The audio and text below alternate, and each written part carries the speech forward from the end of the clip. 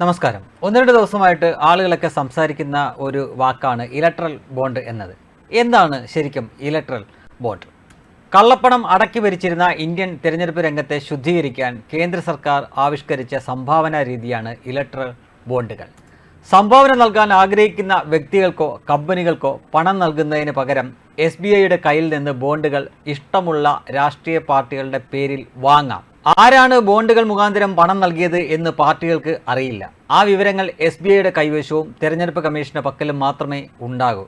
അതായത് നേരത്തെ ഇരു ചെവി അറിയാതെ വാങ്ങിയ കള്ളപ്പണം ഇപ്പോൾ നിയമാനുസൃതമായി എന്ന് ചുരുക്കം.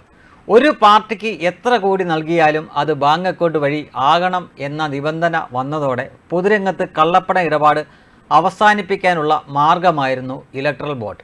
പക്ഷേ പരമോന്നത കോടതി അത് തൽക്കാലത്തേക്ക് നിർത്തിവെക്കാൻ ആവശ്യപ്പെട്ടിരിക്കുകയാണ്. അത് BJP അംഗീകരിക്കുകയും ചെയ്യുന്നു. ആകെ ബോണ്ടുകളുടെ 47% BJPക്ക് കിട്ടി എന്നതാണ് ഇപ്പോഴുള്ള രോദനത്തിൻ്റെ ഒരു കാരണമായിട്ട് പറയുന്നത്.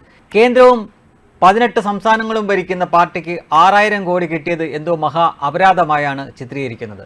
ആകെയുള്ള 20,000 കോടിയിൽ 14,000 കോടിയും BJP വിരുദ്ധർക്കാണ് കിട്ടിയതെന്ന് അറിയുക.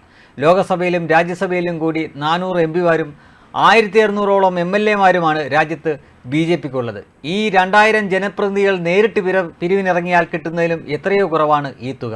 ഒരു സംസ്ഥാനം മാത്രം ഭരിക്കുന്ന മമതാ ബാനർജിയുടെ തൃണമൂൽ കോൺഗ്രസിന് 1600 കോടി രൂപയാണ് കിട്ടിയതെന്ന് മനസ്സിലാക്കുക. അതായത് ആകെയുള്ള ബോണ്ടുകളുടെ 12%, 12.6%.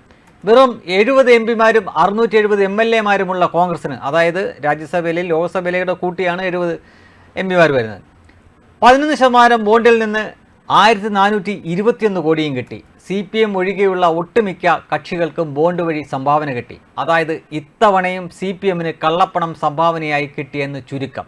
ഞങ്ങൾ ഇലക്ട്രൽ ബോണ്ട് വഴി സംഭാവന സ്വീകരിച്ചില്ല എന്ന് ഇടതു പാർട്ടികൾ മേനി നടിക്കുകയാണ്. ഇന്ത്യൻ രാഷ്ട്രീയത്തിൽ നിങ്ങളെ ആരും ഗൗനിക്കുന്നില്ല എന്നാണ് അതിൻ്റെ അർത്ഥം. മാത്രമല്ല, നൂറുകണക്കിന് കോടികൾ നിങ്ങൾ അല്ലാതെ തന്നെ സമാഹരിച്ചിട്ടുണ്ട് എന്ന കാര്യം മറക്കുകയും ചെയ്യരുത്. പൊതുരംഗം ശുദ്ധീകരിക്കാൻ ഏറ്റവും മികച്ച മാർഗം തിരഞ്ഞെടുപ്പിൽ ഒഴുകുന്ന കള്ളപ്പണം നിയന്ത്രിക്കുക എന്നതാണ്. പക്ഷേ BJP ഇത് അവതരിപ്പിക്കുകയും അവർക്ക് ഏറ്റവും ഉയർന്ന അളവിൽ സംഭാവന കിട്ടുകയും ചെയ്തതോടെ ഇലക്ട്രൽ ബോണ്ടുകൾ മോശം കാര്യമായി മാറി. ഇത് ഇന്ത്യൻ രാഷ്ട്രീയത്തിൻ്റെ ഗതികേടാണ്. ഭരിക്കുന്ന പാർട്ടികൾക്ക് സംഭാവന കിട്ടുക എന്നുള്ളത് ലോക രാഷ്ട്രീയത്തിൽ തന്നെ സ്വാഭാവികമാണ്. അത് പറ്റുന്നത്രയും സുതാര്യമാക്കുക എന്നതാണ് ഒരു രാഷ്ട്രീയ പാർട്ടിക്കോ അല്ലെങ്കിൽ ഭരിക്കുന്നവർക്കോ ചെയ്യാവുന്ന ഏറ്റവും മികച്ച കാര്യം. അതുമാത്രമാണ് നിലവിൽ സാധ്യമായിട്ടുള്ള കാര്യവും. അതാണ് BJP ചെയ്തത്. അന്ധമായ രാഷ്ട്രീയ വിരോധം മൂലം അതിനെ എതിർക്കുന്നവർ പൊതുരംഗം മലീമസമായി തന്നെ ഇരിക്കണം എന്ന് കരുതുന്നവരാണ്. ആർക്ക് സംഭാവന നൽകി എന്ന് ഇപ്പോഴും അറിഞ്ഞിട്ടില്ല. അതിനു മുമ്പ് ചിലരുടെ പേര് പറഞ്ഞ് BJPയെ വിമർശിക്കുന്നവർ സാന്റിയാഗോ മാർട്ടിൻ ആരാണെന്ന് ഏറ്റവും ചുരുങ്ങിയത് EP ജയരാജനോടെങ്കിലും ചോദിക്കണം. കാരണം അദ്ദേഹത്തിന് വളരെ നന്നായിട്ട് തന്നെ സാന്റിയാഗോ മാർട്ടിനെ അറിയാം. 2007 അദ്ദേഹം ദേശാഭിമാനിയുടെ മേൽനോട്ടം വഹിച്ചുകൊണ്ടിരുന്ന സമയത്താണ് ബോണ്ട് എന്ന പേരിൽ 2 കോടി രൂപ വാങ്ങിയത്. പിന്നീട് അത് വിവാദമായപ്പോൾ തിരിച്ചു കൊടുക്കേണ്ട ഗതികേടും CPMന് ഉണ്ടായി എന്ന് ഓർക്കുക. അന്നതിന് ഇലക്ട്രൽ ബോണ്ട് എന്ന് പേരില്ലായിരുന്നു എന്ന് മാത്രമേ ഉള്ളൂ. പക്ഷേ ബോണ്ടായിട്ട് വാങ്ങിയതാണ് എന്ന് CPM സമ്മതിച്ചതാണ്, പിന്നീട് തിരിച്ചു കൊടുത്തതാണ്. ഓർക്കൂ, ഇലക്ട്രൽ ബോണ്ടൊന്നും ഇല്ലാഞ്ഞിട്ട് തന്നെ 5000 കോടിക്ക് മുകളിലാണ് CPMൻ്റെ ആസ്തിയായിട്ട് പറയുന്നത്, CPMൻ്റെ എന്ന പാർട്ടിയുടെ ആസ്തിയായിട്ട് പറയുന്നത്. ഇത് ബക്കറ്റും കൊണ്ട് ഇറങ്ങിയാൽ കിട്ടുന്ന തുകയല്ല, അല്ലെങ്കിൽ പിരിച്ചെടുക്കാൻ പറ്റുന്ന തുകയല്ല എന്ന് നമുക്കറിയാവുന്നതാണ്. പിന്നെ എങ്ങനെയാണ് CPMന് ഇത്രയേറെ പണം അല്ലെങ്കിൽ ഇത്രയേറെ ആസ്തി കിട്ടിയത് എന്ന് ചിന്തിക്കുക.